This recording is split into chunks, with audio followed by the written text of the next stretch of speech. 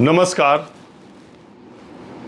पिछले कुछ दिनों में, यानी अगर मैं कहूं कि 6 और 7 की जो रात है उसमें ऑपरेशन सिंदूर के शुरू होने और 10 तारीख को उसके ऑपरेशन सीज़ फायर के ऐलान होने के बाद आपने सैकड़ों हज़ारों वीडियोस देखे ही होंगे ऑपरेशन सिंदूर से रिलेटेड और 1971 के भारत पाकिस्तान के युद्ध, बांग्लादेश के जंग और 2025 के ऑपरेशन सिंधु और सीज फायर। इससे रिलेटेड बहुत सारी बातें हुई। इंदिरा गांधी ट्रेंड करने लगी सोशल मीडिया पर और लोगों ने आयरन लेडी इंदिरा गांधी के 1971 के जज्बे, उनके शौर्य, उनके दृढ़ प्रतिज्ञ होने को लेकर तमाम बातें की। एक तरफ तो इस तरह की बातें थी, दूसरी तरफ ये शुरू हुआ कि 1971 के युद्ध से हमें क्या मिला, जो हमें मिल सकता था वो मौका हमने कैसे इंदिरा गांधी ने गंवा दिया। सेना के शौर्य और पराक्रम की वजह से जो कुछ भी मिला था वो कैसे हमने गंवा दिया। आपको मैं बताऊं, एक लाइन में बोलता हूं कि भारतीय सेना के शौर्य और पराक्रम से जो हमें मिला था वो हमारी पिलपिलाती हुई कूटनीति ने उसे गंवा दिया। आपको लगेगा कि इस समय किसी विपक्ष के नेता ने ऑपरेशन सिंदूर के बाद हुए सीज फायर के बाद ये शब्द शायद मोदी सरकार के लिए कहे हैं। नहीं, ऐसा नहीं है। लाल कृष्ण आडवाणी ने अपनी आत्मकथा में बीजेपी के वरिष्ठ नेता ने ये बात इंदिरा गांधी के लिए कही थी 1971 के युद्ध की समाप्ति के बाद, जब शिमला समझौता हुआ उसको लेकर उन्होंने ये बातें कही थी। यानी एक तरफ के लोग तो ये मानते हैं कि 1971 में अमेरिका को आंखें दिखाकर पाकिस्तान के 2 टुकड़े कर इंदिरा गांधी ने इतिहास में एक मिसाल पेश की। दृढ़ प्रतिज्ञ नेता, मजबूत साहसी नेतृत्व का उन्होंने परिचय दिया और तमाम अंतर्राष्ट्रीय दबाव, खासकर अमेरिका के सामने झुकने के बजाय उन्होंने राष्ट्रपति निक्सन और हेनरी किसिंजर जैसे कूटनीतिज्ञों को अपने साहस, अपने धैर्य, अपने नेतृत्व के बदौलत उनको ठेंगा दिखाया और भारत की धाक पूरे अंतर्राष्ट्रीय मंच पर स्थापित की। दूसरा पहलू मैंने आपको बताया कि एक मौका जब आप भारत के पास था कि वो अपनी शर्तों पर पाकिस्तान को झुका देता, इंदिरा गांधी ने वो मौका गंवा दिया। दूसरे तरफ के लोग कहने वाले ही हैं। बहुत सारे वीडियोस, बहुत सारी चीज़ें, ज़्यादातर चीज़ें आप देख ही चुके हैं और जान ही चुके हैं, लेकिन बावजूद इसके मैंने ये फैसला किया कि अब से लेकर कुछ एपिसोड श्रृंखला के तौर पे, सीरीज़ के तौर पे 4-5 एपिसोड में मैं अपनी बातें, अपनी क्या, मैं आपके सामने वो बातें रखता हूँ जो महत्वपूर्ण किताबों में, इतिहास में दर्ज है और जिसमें दोनों पक्ष क्या क्या बात कहते रहे थे और क्या क्या परिस्थितियां 1971 के भारत पाक युद्ध के समय थी और 2025 के ऑपरेशन सिंदूर और 1971 के भारत पाकिस्तान युद्ध में क्या समानताएं थी, परिस्थितियां क्या एक जैसी थीं और क्या क्या असमानताएं थीं, कहाँ कहाँ मामला अलग था, ये बताने की कोशिश करता हूँ। सबसे पहले आज शुरुआत करता हूँ बांग्लादेश बनने की प्रक्रिया में ये भारत और पाकिस्तान के बीच 1971 में तनाव आखिर बांग्लादेश को लेकर क्यों शुरू हुआ, क्यों बांग्लादेश को अलग राष्ट्र बनाने में भारत ने अपनी महत्वपूर्ण भूमिका निभाई। देखिए, एक ही दिन 14 अगस्त और 15 अगस्त 1947 को पाकिस्तान और भारत आज़ाद हुआ था। एक ही दिन आज़ाद होने के बावजूद दरअसल पाकिस्तान की आज़ादी के सबसे ज़्यादा हिमायती मुस्लिम लीग के नेता मोहम्मद अली जिन्ना टीबी के पेशेंट थे और उन दिनों टीबी का इलाज बहुत मुश्किल था। लोग टीबी के पेशेंट होने के बाद अपनी बीमारियों को बताया भी नहीं करते थे। जब भारत से पाकिस्तान के बंटवारे की बातचीत अंग्रेज़ों से चल रही थी, उस वक्त मोहम्मद अली जिन्ना को टीबी डिटेक्ट हो चुकी थी, लेकिन उन्होंने अपनी बहन से ये बात कही थी और कहा था कि इसे दुनिया से छुपा के रखना होगा क्योंकि उम्र मेरी बहुत कम है। अगर हिंदू नेताओं, खासकर सरदार पटेल, जवाहरलाल नेहरू जैसे लोगों को ये पता चल गया कि टीबी है तो शायद भारत और पाकिस्तान के बंटवारे का फैसला रुक जाएगा। तो मोहम्मद अली जिन्ना की उसी टीबी की बीमारी से आपने पढ़ा हो ना पढ़ा हो, उनकी धीरे धीरे उनका वजन कम होता गया, जैसे टीवी में उन दिनों होता था, और फिर 1949 में उनका निधन हो गया, मौत हो गई। पाकिस्तान के पहले प्रधानमंत्री लियाकत अली खान का भी मर्डर हो गया 1951 में। आज़ादी के 4 साल के भीतर मोहम्मद अली जिन्ना भी मर गए और लियाकत अली खान का भी मर्डर हो गया। तो उसके बाद जो पाकिस्तान की संविधान सभा थी, उसने जो कॉन्स्टिट्यूशन बनाने का फैसला किया वो इस्लामिक रिपब्लिक 1956 में। हालांकि मैं और समय को थोड़ा कम करते हुए कि वहाँ कितनी बार माशाल्लाह हुआ, हिंदुस्तान की तरह, हिंदुस्तान के संसद की तरह पाकिस्तान नेशनल असेंबली का जो लोअर हाउस है उसकी भी 5 साल की कार्यकाल, उसका भी 5 साल का है।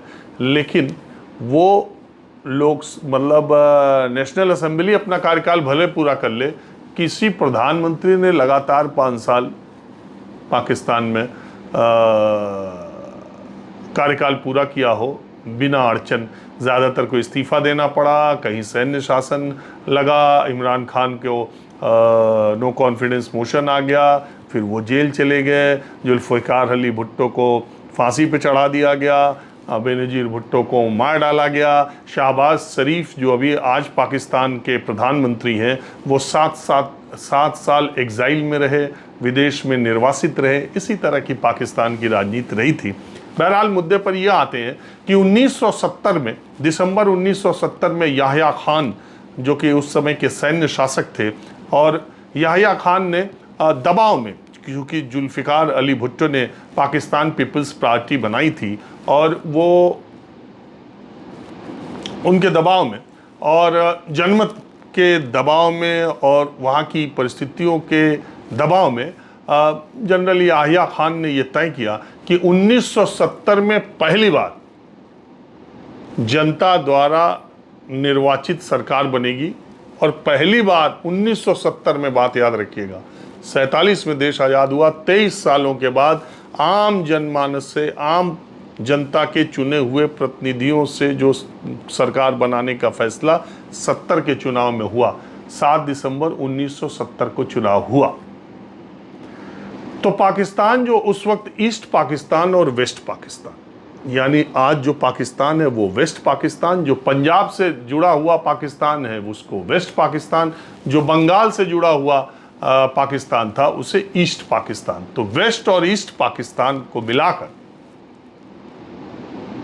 300 पाकिस्तान नेशनल असेंबली की सीटें थी।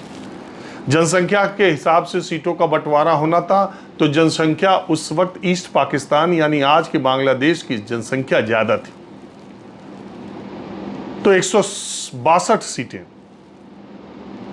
ईस्ट पाकिस्तान के हिस्से में आई, यानी आज जो बांग्लादेश है उस समय पाकिस्तान की नेशनल असेंबली की 162 सीटें उसके हिस्से आई। 138 सीटें जो आज पाकिस्तान है वेस्ट पाकिस्तान के हिस्से में आई। अच्छा, वेस्ट पाकिस्तान में बहुत सारी पार्टियां थीं, इसलिए पाकिस्तान पीपल्स पार्टी को वहां पर 132 में सिर्फ 81 सीटें मिली। यहां तो मिली नहीं। 162 में से 160 सीट मुजीबुर रहमान की अवामी लीग ने जीत ली। 13, एक इंटरेस्टिंग बात है कि संसद में, विधानसभाओं में महिलाओं को आरक्षण देने का फैसला हमने अब किया है, लेकिन 1970 के चुनाव में 7 सीटें महिलाओं के लिए ईस्ट पाकिस्तान में रिजर्व की गई और 6 सीटें वेस्ट पाकिस्तान में रिजर्व की गई। वो 7 सीटों में भी अवामी लीग ने 5 या 6 सीटें जीत ली।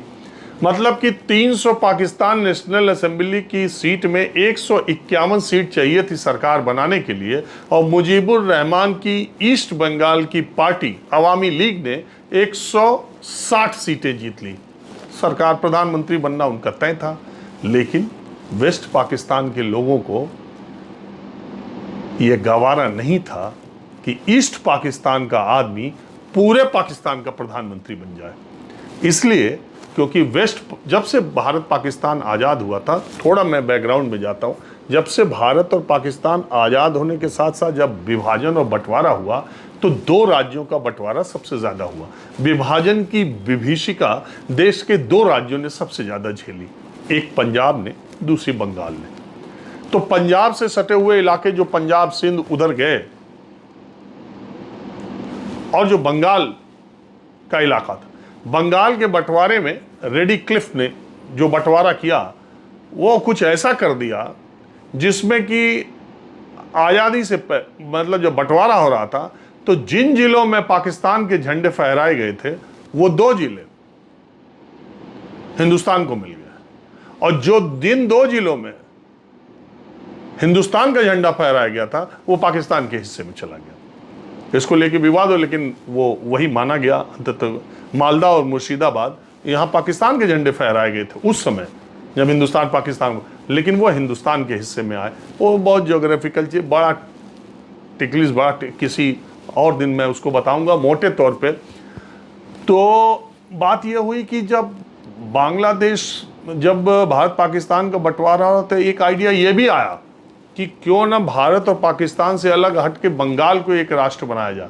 हालांकि वो न चल सका, और बंगाल के उस हिस्से में जो मुस्लिम पॉपुलेशन ज़्यादा थे, अच्छा जिन्ना को तो ये था कि जो मुझे मिल जाए, जितना मुझे मिल जाए, लेकिन जल्दी से पाकिस्तान बन जाए। तो जो मुस्लिम डोमिनेंस वाला इलाका था ईस्ट बंगाल, वो और वेस्ट बंगाल जो मुस्लिम डोमिनेंस का इलाका था, हालांकि बहुत सारे लोग बंटवारे के बाद इधर से उधर गए, उधर से इधर आए। जैसे मुस्लिम लीग के लीडर जो थे वो बंगाल, वेस्ट बंगाल से, आज के पश्चिमी बंगाल से, वो बांग्लादेश की तरफ चले गए। कांग्रेस के लीडर इधर चले आए। लेकिन एक बात थी, बंगाली लोगों में हिंदू और मुसलमान ये धर्म के आधार पर तो हमारे देश का विभाजन हुआ, लेकिन बंगाली लोगों में बंगाली प्राइड की भावना एक अलग तरह की रहती। वो अपने आप को बंगाल के एक प्राइड के तौर पर अलग तरह, वहाँ की जो संस्कृति, वहाँ का जो साहित्य बंगाल का जो था वो ईस्ट बंगाल पर बहुत प्रभावी था। ये बात वेस्ट पाकिस्तान वालों को ठीक नहीं लगती थी। दूसरी बात, ईस्ट बंगाल में ज़्यादातर जमींदार बड़े लोग प्रभावी थे मुसलमानों में। वेस्ट पाकिस्तान में civil servant, military officers, elite family के लोग, लाहौर, कराची, रावलपिंडी के रॉयल फैमिली के लोग, वो अपना वहाँ दबदबा बना रहे थे। और जब पाकिस्तान नया मुल्क बना तो जितने डेवलपमेंटल प्रोग्राम थे, जितनी अंतर्राष्ट्रीय मदद थी, जितना विकास इंफ्रास्ट्रक्चर पे हो रहा था, वो सब पाकिस्तान, वेस्ट पाकिस्तान में हो रहा था। बांग्लादेश का उस तरह से हुआ नहीं। और शुरुआती दौर में हुआ ये, एक मज़ेदार घटना घटी। मैं, अगर मुझे याद ठीक से आ रहा है तो देखिए, मैं लिख के या कुछ लिखा हुआ पढ़ता तो हूँ नहीं, मैं अपनी यादाश्त के आधार पर एक्सटेम्पोर बोलता रहता हूँ। मैं सामने कोई टीपी नहीं होता, मैं कभी कोई कागज़ नहीं रखता, किताब। तो इसलिए अगर मेरी छोटी मोटी त्रुटियाँ हो जाया करें तो आप उसे इस तरह से लिया कीजिए कि स्लिप ऑफ टंग है, या शायद मस्तिष्क में उतनी बातें नहीं आई हों, लेकिन फैक्चुअली मैं करेक्ट होने की कोशिश अपनी तरफ से, अपनी यादाश्त के आधार पर होने की कोशिश करता हूँ। तो बंगाल की कॉन्स्टिट्यूएंट असेंबली, थोड़ा सा पीछे आपको ले जाता हूँ, 70 तक आते हैं। चुनाव हुआ, बहुमत मुजीबुर रहमान को मिलना था, प्रधानमंत्री उनको बनना था, लेकिन जुल्फ़िकार अली भुट्टो आए थे समझौता करने की, चलो आओ एक ऐसी सरकार बनाते हैं, इधर का राज तुम करो, उधर का राज हम करें। तो मुजीबुर रहमान ने कहा, जब मेजॉरिटी मेरे पास है, 300 में 160 है, तो मैं प्रधानमंत्री बनूंगा। बाद में याहिया खान ने, एक बंगाली को वहाँ पर उन्होंने कहा उसको पीएम बना देते।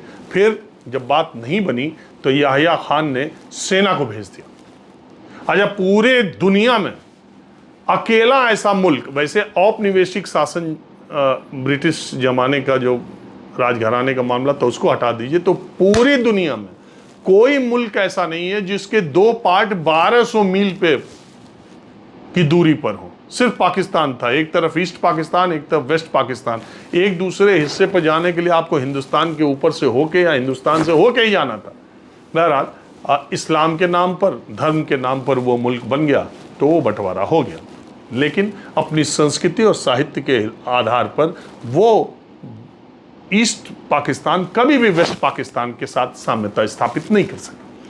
तो मैं बात कर रहा था कि 1948 के पाकिस्तान की संविधान सभा में देवेंद्र नाथ दत्ता, जहाँ तक मुझे नाम याद है, वो कांग्रेस के सदस्य थे, संविधान सभा में थे, और उन्होंने, वो पाकिस्तान, तब के पाकिस्तान में ही थे, तो अब उन्होंने पाकिस्तान की संविधान सभा में जब ये प्रस्ताव आया, फरवरी का महीना था 1948 में, कि पाकिस्तान की जो सरकारी भाषा होगी वो उर्दू होगी, एकमात्र भाषा होगी पाकिस्तान की राजभाषा वो उर्दू होगी। देवेंद्र नाथ दत्ता ने इसका विरोध किया। उन्होंने कहा कि उर्दू के साथ साथ बांग्ला भी एक भाषा होनी चाहिए। तब उनको वहां पर इंडियन एजेंट कहा गया। उन्होंने कहा, उस समय भी बांग्लादेश के जो लोग भी वेस्ट पाकिस्तान की बात में सुर नहीं मिलाते थे, उन सारे नेताओं को हिंदुस्तान का एजेंट कह दिया जाता था, उनको भी हिंदुस्तान का एजेंट कह दिया गया। लेकिन देवेंद्र नाथ दत्ता के इस प्रपोजल का असर ईस्ट पाकिस्तान पे जबरदस्त तरीके से पड़ा, और ईस्ट पाकिस्तान में बांग्ला को एक दूसरी भाषा का दर्जा दिए जाने की मांग बहुत तेज, आज़ादी के 24 महीने के भीतर बहुत तेज उठ गई। यहाँ तक कि उन्होंने बांग्ला भाषा का एक दिवस मार्च के महीने में, 11 मार्च ऐसे ही कोई डेट है, उन्होंने घोषित कर दिया बंग भाषा दिवस। मोहम्मद अली जिन्ना को इससे बहुत ऐतराज हुआ। मोहम्मद अली जिन्ना ने ढाका की यात्रा की। एक छात्रों के एक कार्यक्रम में उन्होंने इस बात को सार्वजनिक तौर पर घोषित कर दिया कि सिर्फ उर्दू लैंग्वेज होगी पाकिस्तान का। और वहाँ पर जिस मोहम्मद अली जिन्ना ने पाकिस्तान का निर्माण किया, संस्थापक, वहाँ पर उनके मुर्दाबाद के नारे लगे। वहाँ पर no no no no students ने हंगामा खड़ा किया। यानी कि ये बातें 19 आज़ादी के बाद से ही वेस्ट पाकिस्तान और ईस्ट पाकिस्तान के मतभेद कई मसलों पर देखने को आते थे। वेस्ट पाकिस्तान के लोग ईस्ट पाकिस्तान के बंगला प्रेम, बंगला संस्कृति, बंगला साहित्य के प्रति प्रेम से बहुत उनको दिक्कत होती थी, क्योंकि उनको लगता था उनके ईस्ट और वेस्ट पाकिस्तान के बीच में जो ब्रिज था सिर्फ एक था, इस्लाम धर्म, इसके अलावा कुछ नहीं था। क्यों? क्योंकि रविंद्रनाथ टैगोर ईस्ट पाकिस्तान में, पूरे बंगाल में वो पूज्य देवता के तौर पे देखे जाते हैं, तब भी और अब भी। वैसे पूरी दुनिया उनको मानती है, लेकिन उनका बांग्ला समाज में एक अलग ही स्थान था उस समय भी। अब रविंद्रनाथ टैगोर को की इतनी पूजा और इतना सम्मान वेस्ट पाकिस्तान के लोगों को पचता नहीं था। और दूसरी बात, आपको जान के ये आश्चर्य होगा, वैसे ज़्यादातर लोग जानते हैं, लेकिन तब भी मैं जानकारी के तौर पर यह बात बता दूं कि दुनिया में एक ही आदमी, रविंद्रनाथ टैगोर, जिन्होंने भारत का राष्ट्रगान भी लिखा है, जन गण मन अधिनायक जय है, और बांग्लादेश की मुक्ति के बाद, बांग्लादेश के आज़ाद होने के बाद रविंद्रनाथ टैगोर का ही लिखा हुआ आमार सोनार बांग्ला, मुजीबुर रहमान ने उसे बांग्लादेश का राष्ट्रगान घोषित किया। यानी रविंद्रनाथ टैगोर ने हिंदुस्तान का भी राष्ट्रगान लिखा है और बांग्लादेश का भी राष्ट्रगान लिखा। तो ये जो प्रेम था रविंद्रनाथ टैगोर के प्रति, वो ईस्ट बंगाल के लोगों का। और मैं आपको बता दूं, वो इस्लाम, काजिरुल इस्लाम उनका नाम, थोड़ा सा मैं भूल रहा हूँ, राष्ट्र कवि बांग्लादेश के, उनसे भी बहुत चिढ़ थी। चिढ़ इसलिए थी कि वो हिंदू देवी देवताओं के बारे में उन्होंने गजब कविताएं बांग्ला में लिखी थी, राम के बारे में, कृष्ण के बारे में, और हिंदू जिन नदियों को मानते थे, गंगा और इस तरह की, उन पर बहुत कविताएं उन्होंने लिखी थी। उसको बाद में राष्ट्र कवि का दर्जा, नेशनल पोएट का दर्जा आज़ादी मिलने के बाद बांग्लादेश ने दिया। तो ये वो चीज़ें थी, और धार्मिक आधार पर जो मामला था, वो पाकिस्तान, वेस्ट पाकिस्तान में ज़्यादा कट्टरपन था। ईस्ट पाकिस्तान में फिर बाद में वही हुआ कि जब बात नहीं बनी, मुजीबुर रहमान को याह्या खान ने गिरफ्तार करा लिया, और याह्या खान की गिरफ्तार कराने के बाद मुजीबुर रहमान का एक भाषण बहुत फेमस है, जिसमें उन्होंने ईस्ट पाकिस्तान के लोगों से कहा था कि तुम्हारे घर में जो कुछ भी है, जो कुछ भी है, उसको लेके निकल जाओ और पाकिस्तान की सेना का मुकाबला करो। आपको मालूम है, ऑपरेशन सर्च लाइट नाम से याह्या खान ने एक ऑपरेशन, सैन्य ऑपरेशन ईस्ट बंगाल में शुरू कर दिया। उन्होंने कहा था, मैंने किताब में तो नहीं पढ़ा लेकिन अनौपचारिक तौर पर यह बात बहुत जगह कही गई है, उन्होंने कहा था कि 30-40 लाख बंगालियों को मार दो, इनके होश ठिकाने आ जाएंगे। एक अनुमान के मुताबिक 3 लाख से 30 लाख के बीच में लोग मारे गए, महिलाओं के साथ बलात्कार हुआ। वेस्ट पाकिस्तान से आई सेना ने ईस्ट पाकिस्तान यानी बांग्लादेश जो अब है, वहां के लोगों पर इतना जुल्म किया, इतना अत्याचार किया, हिंदू भी उनके ठिकाने पर थे, उनके निशाने पर थे। इसकी वजह से तकरीबन 1 करोड़ लोगों ने बांग्लादेश से 1970 7 दिसंबर 1970 को चुनाव हुआ था पाकिस्तान में। मार्च तक स्थितियां खराब हुई। अप्रैल 71 से 1 करोड़ लोगों ने बांग्लादेश, अब के बांग्लादेश तब के ईस्ट पाकिस्तान को छोड़ के बॉर्डर से वो भागने लगे हिंदुस्तान की तरफ। बांग्लादेश जो वेस्ट बंगाल में आए, त्रिपुरा में आए, मेघालय में गए, असम में गए। त्रिपुरा जो स्टेट है, आप कभी जाइएगा त्रिपुरा में, अगरतला जो उसकी राजधानी है, उसके बीचों बीच बांग्लादेश का बॉर्डर है। और वहां से जो बांग्लादेशी हिंदू भाग करके अगरतला में आए, उन्होंने पूरे त्रिपुरा की डेमोग्राफी को चेंज कर दिया। त्रिपुरा में पहाड़ों पर रहने वाले लोग हैं। मोइता जो आपने सुना होगा, चुनाव के समय में वहां गया था, मैंने आपको दिखाया था। आदिवासियों और पहाड़ों पर रहने वाले लोग, पूरी डेमोग्राफी अगरतला की चेंज हो गई। और वो बंगाली भारी मात्रा में वहां से आए थे।